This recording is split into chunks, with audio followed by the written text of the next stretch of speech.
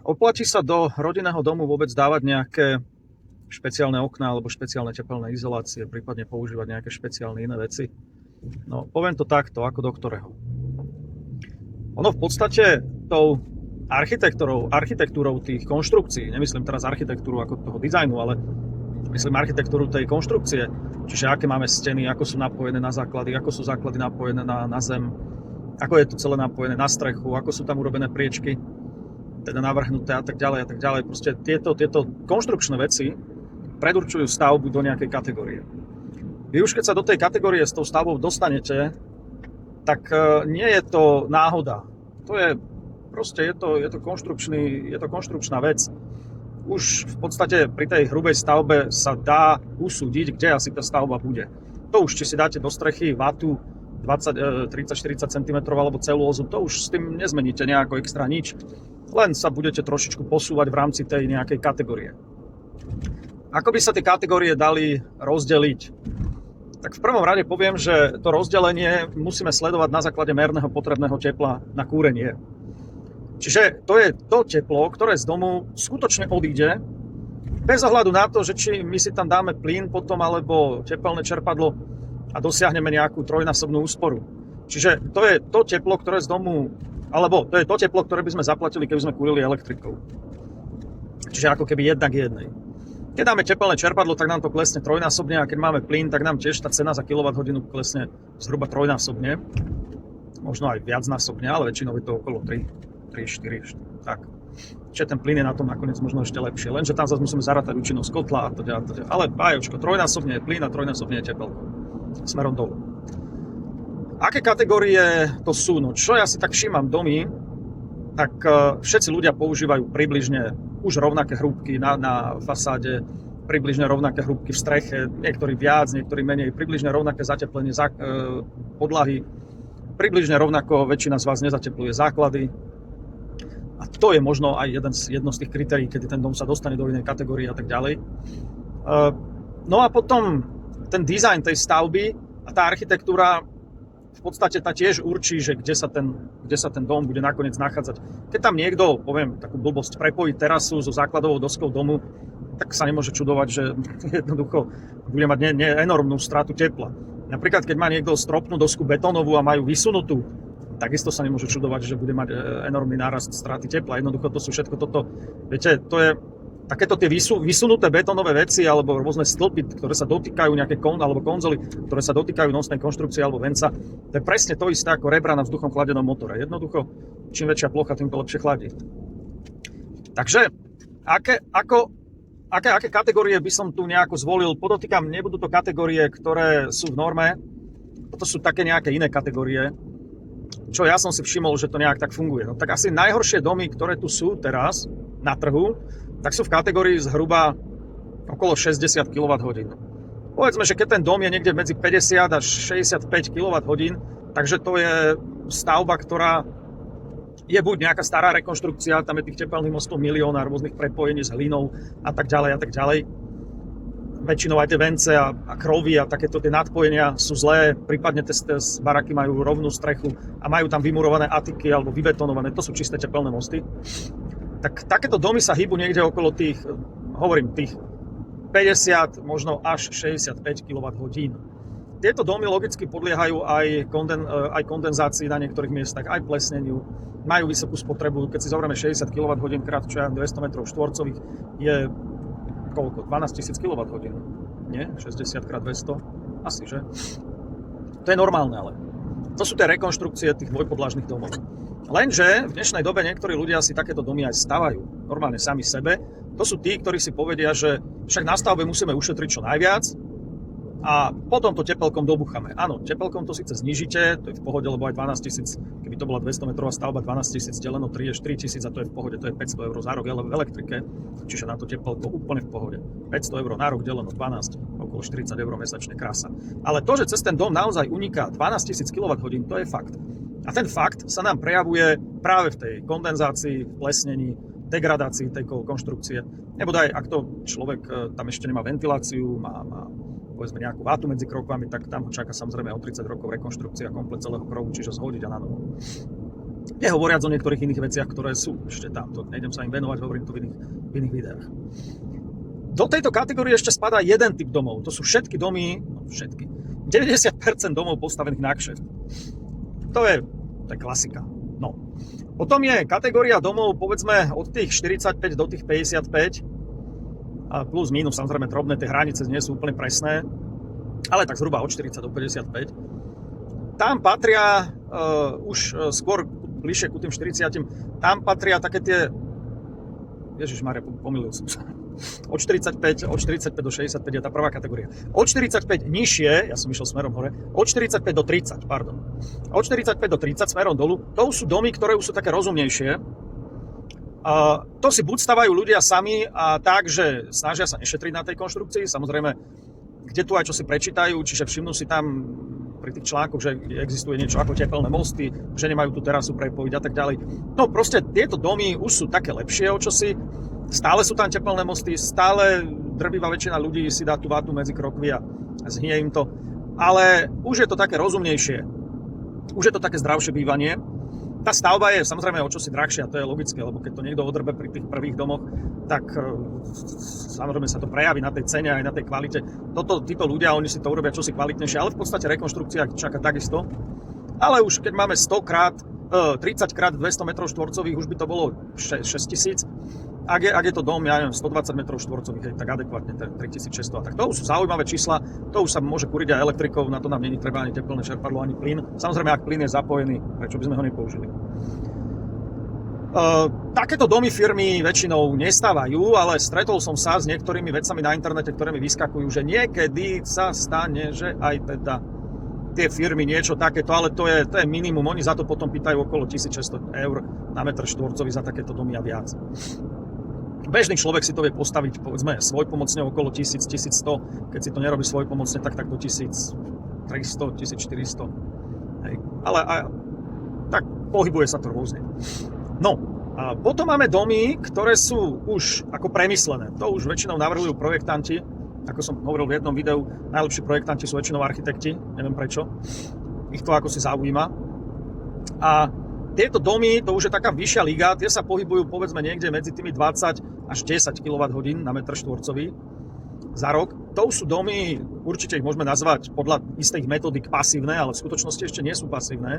Sú to len domy, ktoré majú v podstate 0 tepelných mostov, tak nerátame, že okno je tepelný most, čo je. Tak tam už také chyby nie sú. Samozrejme, či to bude 10 alebo 20, to už vlastne väčšinou sa rozhoduje ten človek sám, no ak si tam dá žalúzie, tak samozrejme vznikne mu tam tepelný most a tak ďalej. Tieto domy sú už dobré.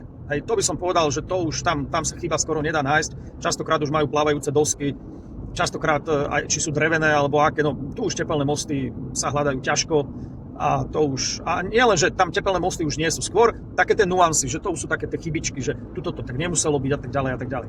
No a potom sú baráky, ktoré už idú pod 10 kWh a respektíve pod 5 kWh a to už sú pasívne domy, ale komerčne také nerobí nikto.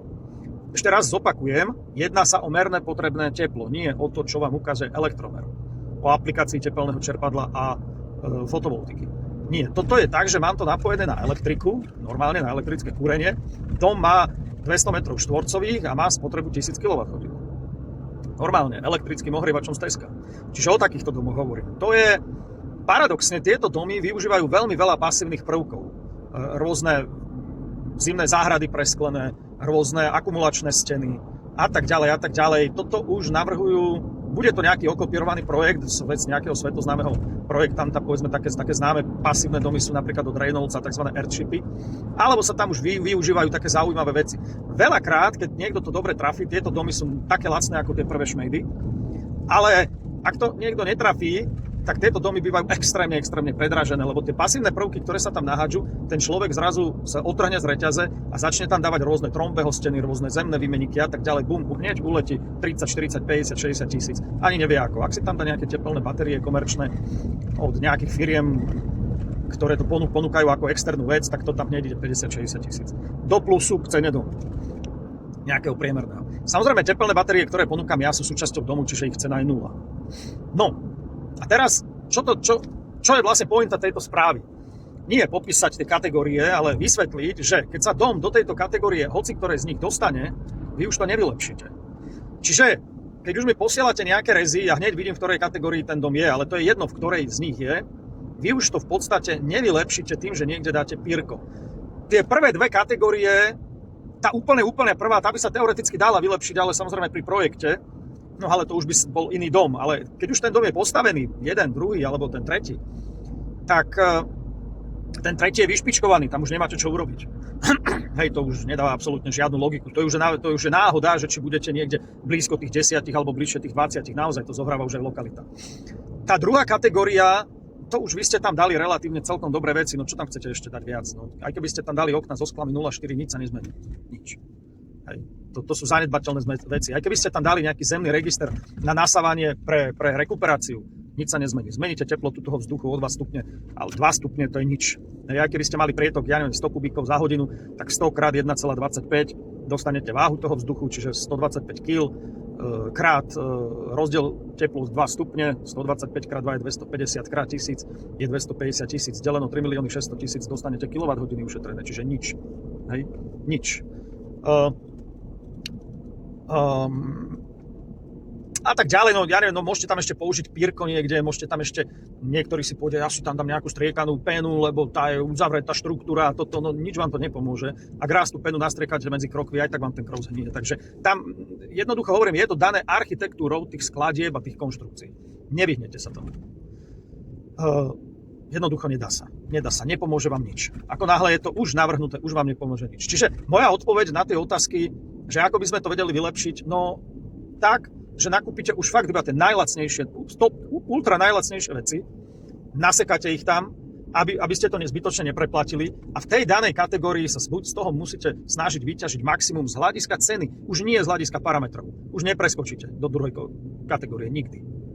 Samozrejme, tepelko vám pomôže znížiť spotrebu, ako som vravel, plyn vám finančnú spotrebu. Plyn vám tiež pomôže znížiť finančnú spotrebu, ale tú skutočnú spotrebu neznížite. Ako ľutuje mi tých ľudí tej prvej kategórie, ktorí sú niekde v tej relácii 50 až 65, možno 45 až 65, ako to je katastrofa, ako totálna. Ale to sú, ja to poviem takto, mať takýto dom je diagnóza. Doslova. Tí ľudia, ktorí za mnou chodia a takéto domy majú navrhnuté, dokonca oni silou, mocou si ich chcú stavať, to sú ľudia, ktorí ma nepočúvajú, oni majú klapky na očiach, aj na ušiach, oni si idú svoje. Ako náhle si niekto ide svoje, to ja idem od toho preč, proste, lebo ten človek nechce logicky uvažovať, nikomu neverí, absolútne nikomu neverí, všetci všetko vedia zlé a on už potrebuje do tej svojej mozaiky odo mňa len jednu jedinú radu. On už všetkých 1000 problémov s tým domom vyriešil, on už odo mňa chce len jednu jedinú radu. Teda, akú tam má dať teplnú izoláciu, v podstate to je úplne jedno, akú, nič sa nezmení. A aké má dať do toho domu kúrenie, úplne jedno, nič sa nezmení. Alebo daj si tepelné čerpadlo alebo plyn, nič iné nevieš urobiť. Takže títo ľudia sú úplne geniálni, im chýba už iba jediná informácia odo mňa, čiže oni sú odo mňa horší len o tú jednu informáciu, inak vedia všetko zhruba takisto ako ja. No a hovorím, je to diagnóza, títo ľudia chcú mať v živote problémy a aj ich mať budú, lebo to je istý spôsob rozmýšľania, ako oni rozmýšľajú. To je celé. Tá druhá skupina, tých je mi ľúto zase z iného dôvodu, lebo oni to je väčšinou tí, ktorí rozmýšľajú a ktorí keby ma stretli povedzme skôr, alebo nejakého iného projektanta, ktorý naozaj sa tomu venuje seriózne, tak tí by mali dobré výsledky. Tá tretia skupina, úplne tie top domy, také tie, povedzme, že okrem tých úplne pasívnych, že pod 5 kWh tak, čo bola tá štvrtá, ale tá tretia skupina, to sú častokrát ekomaniaci alebo ekofanatici, ktorí jednoducho všetko eko, ale káble už nie sú obalené drevom, tie už sú obalené silikónom, čiže už to nie je eko. Alebo sú to proste ekomilionári, ktorí jednoducho je bohatý, tak chce sa ukázať pred všetkými, že on má všetko eko a je mu jedno, že si kúpi, ja neviem, nejakú drevovláknitú izoláciu za 500 eur kubík, alebo dá si tam CLTčko za 1500 eur meter kubík, alebo 1200. Takže to sú také zvláštne sekty týchto ľudí. Ja si myslím, že najlepšia skupina ľudí je tá druhá. Tí, ktorí rozmýšľajú, tí, ktorí nechcú preháňať peniazmi, tí, ktorí proste to robia nejak tak normálne a chvála Bohu, tých je najviac. Tých je najviac a tým by som sa chcel venovať. ale aj napriek tomu vám poviem, nedostanete sa do inej kategórie, nepreskočíte to. Lenže je tu možnosť dostať sa do tej úplne najlepšej kategórie rôznymi pasívnymi prvkami. Lenže tu kto tvrdí, že je projektant pasívnych domov, a nakoniec to skončí len pri hrúbkach tepelných izolácií, eliminácií tepelných mostov, čo je chválihodné, že eliminujú tie tepelné mosty, určite na tom nič zle nie je. Ale naozaj to skončí len pri takýchto veciach, prípadne pri nejakých nezmysloch, ako sú difúzne otvorené stavby a tak. A nakoniec sa to doladí len tou fotovoltikou s tým tepelkom. No tak to každý druhý, alebo z 10, 9 ľudia, čo sú v tej druhej kategórii, tí, čo rozmýšľajú, tak toto napadne úplne, hovorím každého druhého, alebo z 10, 9 ľudí toto napadne, tých, čo rozmýšľajú. Na to naozaj niekto nemusí byť projektant pre pasívne domy a mať na stene x certifikátov, ale čas výnimkám, videl som naozaj serióznych projektantov. Jeden z nich ma aj pozval ku sebe do domu, úplne dom z ekomateriálov, ako je slama a rôzne biomateriály. No, bola tam ambícia, že to bude na nule. Nemôže sa to z princípu splniť a ani sa to nesplnilo, ale spotrebu má veľmi dobrú, ale ten dom bol proste hrozne drahý. Holodom okolo 1700 eur svojpomocne. Čiže keby to robila firma, tak 2000 eur. Pritom sa dá dom urobiť možno za 1300 eur, 1400 eur, hovorím teraz iba o dome a iba o holodome, čiže má to kúrenie, a iba o dome na rovine, čiže žiadne takéto veci, ako nejaké svahy a tak. Tak dá sa urobiť aj za 1300, možno 1400 úplne pasívny dom, ktorý má tú spotrebu niekde blízko tým 5 kWh. Samozrejme, mne sa teraz ľahko frajeri, keď mám tepelnú batériu, ktorá funguje aj zadarmo. Hej, tak jednoducho je to nefér voči tým, ktorí to nemajú. Ale nikto im nebránil sa nad tým zamýšľať. Ale zase na druhej strane, keby sme všetci robili všetko to isté, tak kto by tu chlieb piekol? Musí niekto robiť každý niečo iné. Čiže dá sa to, ale to asi stačí zatiaľ.